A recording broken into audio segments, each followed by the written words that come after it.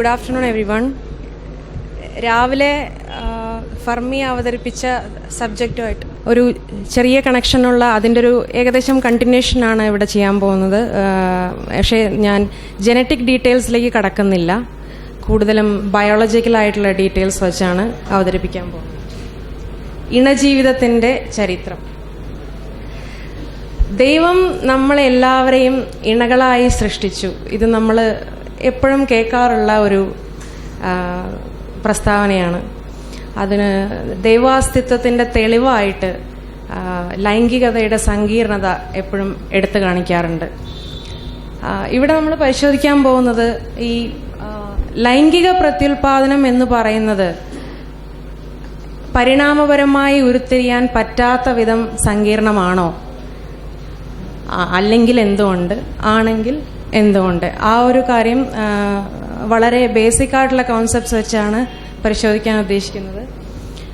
Biology മുഖ്യ വിഷയമായി പഠിച്ചിട്ടുള്ളവർക്ക് ഇത് റിപ്പറ്റേഷനായിട്ടും വളരെ ഹൈ ലെവൽ ഓവർവ്യൂ ആയിട്ടൊക്കെ തോന്നിയെന്നിരിക്കും. ഇവിടെയുള്ള സമയപരിമിതിയുണ്ട്. അതുമാത്രമല്ല, ഇവിടെയുള്ള എല്ലാവരും ബയോളജിക്കാരല്ലാത്തതുകൊണ്ടും തൽക്കാലം ഒരു ഹൈ ലെവലിൽ തന്നെ നിർത്താനേ പറ്റുള്ളൂ. കൂടുതൽ ചോദ്യങ്ങളുണ്ടെങ്കിൽ നമുക്ക് പിന്നീട് ഡിസ്കസ് ചെയ്യാം. ഇനി ഇതിലേക്ക് കടക്കുന്നതിന് മുമ്പ് ഫോണ്ടിനൊരു ചെറിയ പ്രശ്നമുണ്ട്. ചില്ലക്ഷരങ്ങൾ വൃത്തിയായിട്ട് വരുന്നില്ല, ക്ഷമിക്കണം. ജീവൻ പ്രത്യുൽപാദനം എന്ന് പറയുന്നത് ജീവന്റെ പ്രത്യേകതകളിൽ ഒന്നായിട്ട് കണക്കാക്കപ്പെടുന്ന ഒന്നാണ്. അതിൽ പ്രധാനപ്പെട്ട ഇതെല്ലാം രാവിലെ കവർ ചെയ്തിട്ടുള്ളതാണ്. കമ്പോസ്റ്റ് ഓഫ് സെൽസ്, വളർച്ചയുണ്ടാവും, metabolism, response to external stimuli, പിന്നെ regulation of internal environment, reproduction, adaptation to environment over the time. ഇതിൽ ഏറ്റവും അവസാനം ഇട്ടിരിക്കുന്ന പ്രത്യുൽപാദനം, റീപ്രൊഡക്ഷൻ മാത്രമാണ് ഇന്ന് നമ്മുടെ ടോപ്പിക്. എന്താണ് പ്രത്യുൽപാദനം?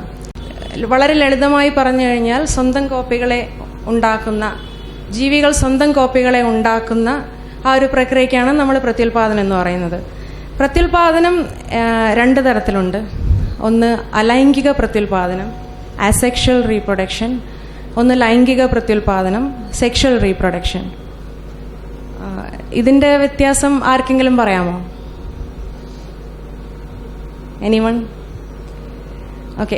അസെക്ഷൽ റീപ്രൊഡക്ഷൻ എന്ന് പറഞ്ഞു കഴിഞ്ഞാൽ പൊതുവെ ഉണ്ടാകുന്ന ഓഫ് സ്പ്രിങ്സ് പാരന്റ് ഓർഗാനിസത്തിന്റെ എക്സാക്ട് ജനറ്റിക് കോപ്പീസ് ആയിരിക്കും.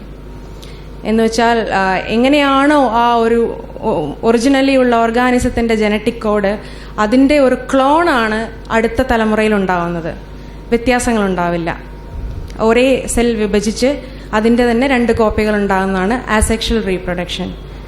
സെക്ഷൽ റീപ്രൊഡക്ഷൻ എന്ന് പറയുമ്പോൾ എല്ലാവരുടെയും മനസ്സിൽ പെട്ടെന്ന് വരാം അതിൻ്റെ ഏറ്റവും കോംപ്ലക്സ് ആയിട്ടുള്ള മനുഷ്യനെ പോലുള്ള ജീവികളിലുള്ള കോംപ്ലക്സ് ആയിട്ടുള്ള ലൈംഗിക സ്വഭാവങ്ങളും രീതികളൊക്കെ ആയിരിക്കും. പക്ഷേ അത്രയ്ക്കൊക്കെ പോകുന്നതിന് മുമ്പ് നമുക്കതിൻ്റെ വളരെ ബേസിക് ആയിട്ടുള്ള മെക്കാനിസം ഒന്ന് പരിശോധിക്കാം. സെക്ഷൽ റീപ്രൊഡക്ഷൻ എന്ന് പറഞ്ഞാൽ ഇത്രയേ ഉള്ളൂ.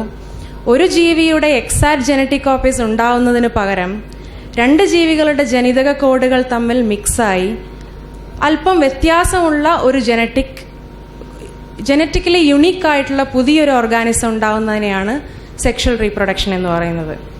അതിന് പലതരത്തിലുള്ള ജീവികളിൽ പലതര ബിഹേവിയർ കാണാം. നമുക്ക് അതിൻ്റെ വളരെ ബേസിക് ആയിട്ടുള്ള കോശത്തിൻ്റെ ലെവലിലുള്ള ആ ഒരു മെക്കാനിസത്തിലേക്ക് നമുക്ക് കടക്കാം. അതിനു മുമ്പ് രണ്ട് തരത്തിലുള്ള ജീവികളെ പറ്റി പറയണം. ഒന്ന് പ്രോകാരിയോട്ട്, ഒന്ന് യൂകാരിയോട്ട്. പ്രോകാരിയോട്ട് എന്ന് പറയുന്നത് കൂടുതലും ഏകകോശ ജീവികളാണ്. ചില മൈക്സോ ബാക്ടീരിയ, ഈ മണ്ണിൽ കണ്ടുവരുന്ന ബാക്ടീരിയ പോലുള്ളവ ലൈഫ് സ്റ്റേജസിൽ ചിലത് മൾട്ടി സെല്ലുലർ സ്റ്റേജസ് ആണെങ്കിലും അതിൻ്റെ ബേസിക് ആയിട്ടുള്ള സ്വഭാവം ഒരൊറ്റ കോശം ഉള്ള ജീവി എന്നുള്ളതാണ്. അതുപോലെ സൈനോ ബാക്ടീരിയ കോളനികൾ ഫോം ചെയ്യാറുണ്ട്. പക്ഷെ അതൊരു ടിപ്പിക്കൽ മൾട്ടി സെല്ലുലർ മെക്കാനിസം അല്ലെങ്കിലും ഒരുപാട് കോശങ്ങൾ കൂടിച്ചേർന്നൊരു കോളനി ആവുന്നതുകൊണ്ട് വേണമെങ്കിൽ അങ്ങനെ കൺസിഡർ ചെയ്യാം. ബാക്ടീരിയ, ആർക്കിയ, ഇതെല്ലാം പ്രോകാരിയോട്ടുകളാണ്. പ്രോകാരിയോട്ടുകളിൽ അലൈംഗിക പ്രത്യുൽപാദനം മാത്രമേ ഉള്ളൂ. ബാക്ടീരിയ സെക്ഷൽ റീപ്രൊഡക്ഷൻ എന്നൊരു പ്രോസസ് ഇല്ല. ഏകദേശം 3.5 ബില്യൺ വർഷങ്ങൾ മുമ്പ് വരെ പ്രോകാരിയോട്ടുകൾ ഉണ്ടായിരുന്നതായി തെളിവുകളുണ്ട്.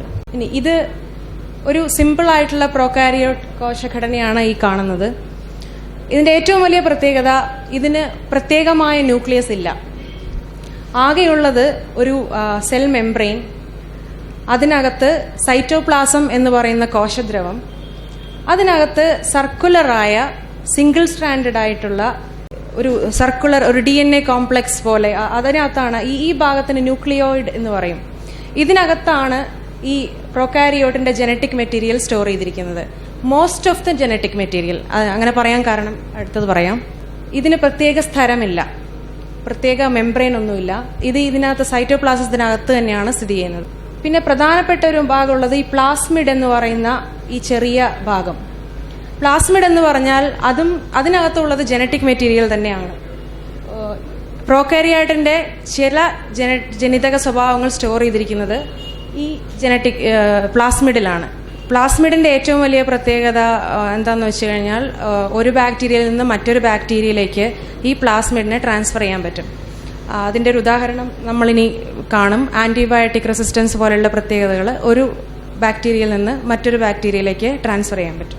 പ്രോകാരിയോട്ട് കോശ വിഭജനം, ഇതിൻ്റെ പ്രോകാരിയോട്ടുകളുടെ റീപ്രൊഡക്ഷൻ നടക്കുന്നത്, അലൈംഗിക പ്രത്യുൽപാദനം നടക്കുന്നത് ബൈനറി ഫിഷൻ എന്ന് പറയുന്ന കോശ വിഭജനം വഴിയാണ്. ഇതിൽ കാണിച്ചിരിക്കുന്ന പോലെ ആദ്യം ഈ ന്യൂക്ലിയോയിഡ് എന്ന് പറയുന്ന ഭാഗം സ്പ്ലിറ്റായി രണ്ടായി കോശത്തിൻ്റെ രണ്ട് ഭാഗങ്ങളിലേക്ക് പോകുന്നു.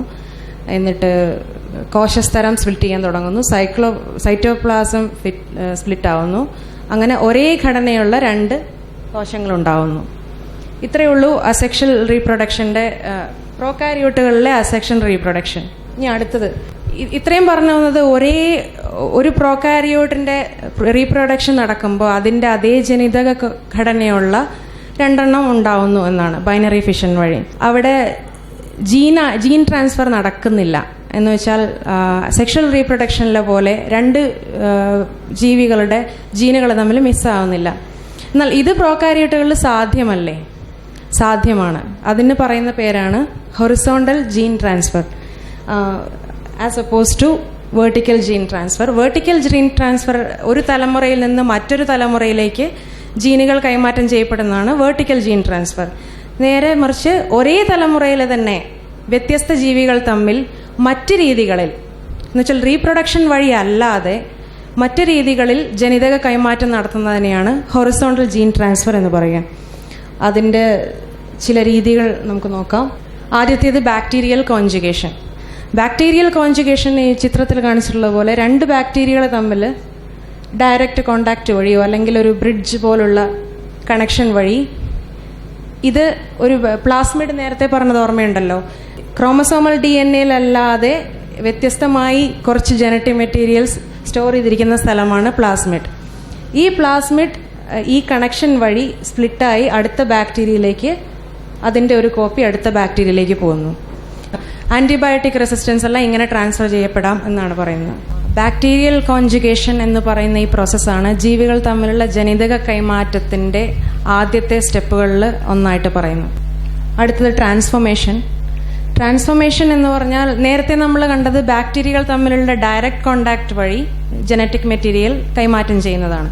ഇവിടെ ഡയറക്റ്റ് കോണ്ടാക്ട് ഇല്ലാതെ ചുറ്റുപാടുകളിൽ നിന്ന് DNA ഫ്രാഗ്മെന്റ് സ്വീകരിച്ച് അബ്സോർബ് ചെയ്ത് സ്വന്തം ജനിതഘടനയുടെ ഭാഗമാക്കുന്ന ആ പ്രക്രിയയാണ് ട്രാൻസ്ഫോർമേഷൻ എന്ന് പറയുന്നത്. ഇത് ലാബിൽ കൃത്രിമമായിട്ട് ചെയ്യാറുണ്ട്. ഇതിന് അങ്ങനെ ചെയ്യുമ്പം ട്രാൻസ്ഫെക്ഷൻ എന്ന് പറയും. വേറൊന്ന് ട്രാൻസ്ഡക്ഷൻ. ഇതും മോളിക്കുലർ ബയോളജിസ്റ്റ് സ്ഥിരമായിട്ട് ഉപയോഗിക്കുന്ന ഒരു മെത്തേഡാണ്. ഒരു വൈറസ് വഴി, അത് നേരത്തെ ആരോ ഒരു ചോദ്യം ചോദിച്ചിരുന്നു, വൈറസ് എന്ന് പറയുന്നത് എങ്ങനെയുള്ള ജീവിയാണ്, ജീവനാണോ? വൈറസ് സ്വന്തമായിട്ടൊരു കോശഘടന ഇല്ലാത്ത ഒരു ഓർഗാനിസമാണ്. അതിനെ ഓർഗാനിസം എന്ന് തന്നെ വിളിക്കാമോ എന്നറിയില്ല. വൈറസ് എന്താ ചെയ്യുന്നതെന്ന് വെച്ചാൽ അതൊരു പാരസൈറ്റ് പോലെയാണ്. ഒരു നമ്മുടെ ജനറൽ യൂസേജിൽ പറഞ്ഞാൽ ഒരുതരം പാരസൈറ്റാണ്. മറ്റൊരു കോശത്തിൽ കടന്നു കയറി അത് വെച്ച് മൾട്ടിപ്ലൈ ചെയ്യുന്ന ഒരു ഒന്നാണ് വൈറസ്. ഈ വൈറസുകൾ വഴി ജനറ്റിക് മെറ്റീരിയൽ ഒരു ബാക്ടീരിയയിൽ നിന്ന് വേറൊരു ബാക്ടീരിയയിലേക്ക് ട്രാൻസ്ഫർ ചെയ്യാം. ഇതിനെയാണ് ട്രാൻസ്ഡക്ഷൻ എന്ന് പറയുന്നത്. ഈ കണ്ട മൂന്ന് കാര്യങ്ങളും ഹൊറിസോണ്ടൽ ജീൻ ട്രാൻസ്ഫർ ആണ്. ഇവിടെ റീപ്രൊഡക്ഷൻ ഇൻവോൾവ് അല്ല. ഇങ്ങനെ ഈ തരത്തിൽ ജനറ്റിക് മെറ്റീരിയൽ ട്രാൻസ്ഫർ ചെയ്ത ബാക്ടീരിയ വീണ്ടും റീപ്രൊഡ്യൂസ് ചെയ്യുന്നത് അസെക്ഷൽ ആയിട്ട് തന്നെയാണ്. എന്ന് വെച്ചാൽ ബൈനറി ഫിഷൻ വഴി രണ്ടായി സ്പ്ലിറ്റ് ചെയ്ത്. പക്ഷേ ഇത്തരത്തിൽ ജനറ്റിക് ട്രാൻസ്ഫർ നടന്നു കഴിയുമ്പോൾ ഒരു ജനറ്റിക് മിക്സ് ഉണ്ടാവുകയും അടുത്തുണ്ടാവുന്ന ജനറേഷന് ഈ പ്രത്യേകതകൾ അതേപോലെ കൈമാറ്റം ചെയ്യപ്പെടുകയും ചെയ്യും. പ്രോകാരിയോട്ട് എന്ന ജീവികളെ കുറിച്ച് നമ്മൾ പറഞ്ഞു.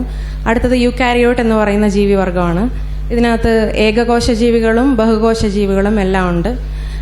നമ്മളെല്ലാം യൂകാരിയോട്സ് ആണ്. സസ്യങ്ങൾ, മൃഗങ്ങൾ, ഫംഗൈ, അങ്ങനെ ഉള്ള പ്രോട്ടസ്, ഇതെല്ലാം യൂകാരിയോട്സിൽ വരുന്ന സ്പീഷീസാണ്.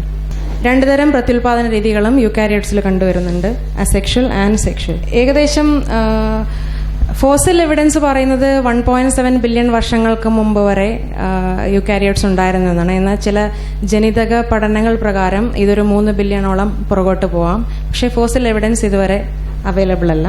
ഇത് ഒരു യൂകാരിയോട്ടിന്റെ കോശഘടനയാണ്. നേരത്തെ പറഞ്ഞ പ്രോകാരിയോട്ടിലുള്ള പ്രധാന വ്യത്യാസം ഇവിടെ കാണാം. ഈ DNA-ക്ക് ഒരു കവറുണ്ട്, ഒരു മെംബ്രെയിൻ ഉണ്ട്. ഇങ്ങനെ ഒരു പ്രത്യേക സെൽ മെംബ്രെയിനുള്ള ന്യൂക്ലിയസ് ഉള്ള കോശങ്ങളാണ് എല്ലാ യൂകാരിയോട്ടുകളുടേതും. ഇതിനകത്ത് ഉള്ള ദ്രവത്തിന് ന്യൂക്ലിയോപ്ലാസം എന്ന് പറയും, പുറത്തുള്ളതിന് സൈറ്റോപ്ലാസം എന്ന് പറയും. വേറെ രണ്ട് പ്രത്യേകതകൾ ഇതുപോലുള്ള മൈറ്റോകോൺട്രിയൻ, ക്ലോറോപ്ലാസ്റ്റ് തുടങ്ങിയ അഡീഷണൽ ജനറ്റിക്, നേരത്തെ അവിടെ നമ്മൾ പ്ലാസ്മിഡ് കണ്ടതുപോലെ ഇതും അഡീഷണൽ ജനറ്റിക് മെറ്റീരിയലാണ്. ഇതും പ്രത്യേക സ്ഥലം, ഒരു സ്പെഷ്യൽ മെംബ്രെയിൻ കൊണ്ട് മൂടപ്പെട്ടതാണ്. മൈറ്റോകോൺട്രിയൻ എന്താണെന്ന് നമുക്ക് പറയാം. ഇതിന്റെ DNA-യുടെ പ്രത്യേകത, ഇത് ഡബിൾ സ്ട്രാൻഡഡ് ആണ്, മൾട്ടിപ്പിൾ ആണ്. പ്രോകാരിയോട്ടുള്ള പോലെ അത്ര സിമ്പിൾ ആയിട്ടുള്ള ഘടനയല്ല. അടുത്തത് മൈറ്റോകോൺട്രിയൻ. മൈറ്റോകോൺട്രിയൻ എന്ന് പറയുന്നത് യൂകാരിയോട്സിൽ പൊതുവെ cell death, cell division, cell cycle മുതലായ പല കാര്യങ്ങളിലും ഇൻവോൾവ് ആയിട്ടുള്ള, അതിനകത്തുള്ളത് ജനറ്റിക് മെറ്റീരിയൽ തന്നെയാണ്. പക്ഷെ ന്യൂക്ലിയസിലുള്ള ക്രോമസോമൽ DNA-യിൽ നിന്ന് വ്യത്യസ്തമായി മൈറ്റോകോൺട്രിയനിൽ കണ്ടുവരുന്നത് പ്രോകാരിയോട്സിലുള്ള പോലെ സിംഗിൾ സർക്കുലർ DNA ആണ്. അതേപോലെ തന്നെ ക്ലോറോപ്ലാസ്റ്റ് എന്ന് പറയുന്ന സസ്യങ്ങളിൽ കണ്ടുവരുന്ന, നമ്മളിലൊന്നും ഇല്ല ഈ സാധനം, സസ്യങ്ങളിൽ കണ്ടുവരുന്നതാണ് ക്ലോറോപ്ലാസ്റ്റ്. അതിന്റെ പ്രധാന പർപ്പസ് ഫോട്ടോസിന്തസിസിൽ ഹെൽപ്പ് ചെയ്യുക എന്നുള്ളതാണ്. ഫാഗോസൈറ്റോസിസ് എന്ന് പറയുന്ന ഒരു ഫിനോമിനൺ നമുക്ക് പരിശോധിക്കാം. ഫാഗോസൈറ്റോസിസ് നമ്മുടെ കോമൺ ലൈഫിൽ വിഴുങ്ങുക എന്നുള്ളതിന് അനലോഗസ് ആണ്. എന്ന് വെച്ചാൽ ഒരു യൂകാരിയോട്ട് സെൽ പുറത്തുള്ള ചില പാർട്ടിക്കിൾസിനെ അത് അടുത്ത് വരുമ്പം, സോളിഡ് പാർട്ടിക്കിൾസ് അടുത്ത് വരുമ്പം അതിനെ അങ്ങനെ അകത്തേക്ക് സ്വീകരിക്കുന്ന, അല്ലെങ്കിൽ കോശത്തിനകത്തേക്ക് എടുക്കുന്ന ആ ഒരു പ്രത്യേക, ആ പിക്ചറിൽ ഇത് റെപ്രസെന്റ് ചെയ്തിട്ടുണ്ട്. ഈ സാധനം അടുത്ത് വരുന്നു, അതിനെ എൻക്ലോസ് ചെയ്യുന്നു, അതിനകത്ത് ഒരു പ്രത്യേക കവറിനകത്ത് ഇത് കോശത്തിന്റെ ഒരു ഭാഗം തന്നെയായിട്ട് മാറുന്നു. ഇത് യൂകാരിയോട്ട് സെല്ലുകളുടെ ഒരു പ്രത്യേകതയാണ്. ഇതിവിടെ പറയാൻ കാരണം, നേരത്തെ പറഞ്ഞ മൈറ്റോകോൺട്രിയൻ, ക്ലോറോപ്ലാസ്റ്റ് മുതലായ കോശത്തിലെ കോമ്പോണൻസിന് പ്രോകാരിയോട്സിന്റെ സെൽ ഘടനയുമായിട്ട് ഒരുപാട് സാമ്യങ്ങളുണ്ട്. പ്രധാനപ്പെട്ടത് അതിൽ DNA-യുടെ സ്ട്രക്ചർ. അത് കാരണം ഇങ്ങനെ ഫാഗോസൈറ്റോസിസ് വഴി ചില ബാക്ടീരിയകളെ അല്ലെങ്കിൽ പ്രോകാരിയോട്സിനെ വിഴുങ്ങിയതാവാം ഇങ്ങനെ യൂകാരിയോട്സിൽ മൈറ്റോകോൺട്രിയൻ, ക്ലോറോപ്ലാസ്റ്റ് മുതലുള്ള കമ്പോണൻസ് വരാൻ കാരണം എന്നൊരു തിയറിയുണ്ട്. ഇതിന് പറയുന്ന പേരാണ് എൻഡോസിംബയോട്ടിക് തിയറി. അടുത്തത്